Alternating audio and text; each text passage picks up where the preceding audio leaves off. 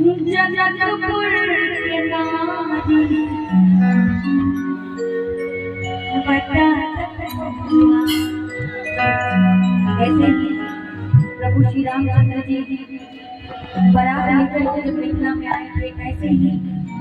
सारा समाज, सारे देवी देवता जुटे हुए थे, उनकी शादी का आनंद ले रहे थे जैसे आज आप सब उपस्थित हैं।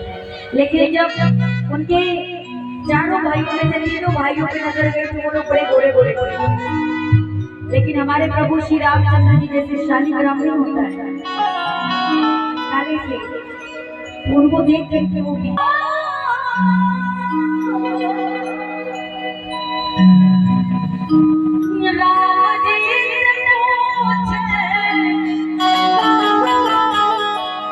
जनकपुर के नारी बता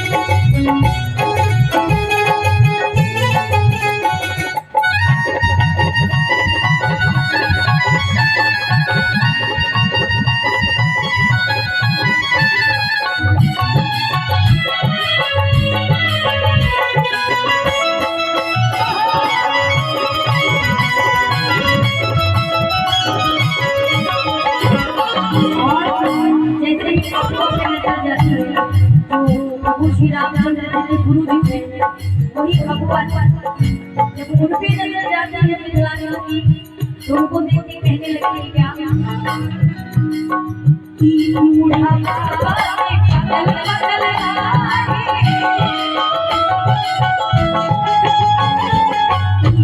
बूढ़ा बाबा के बगल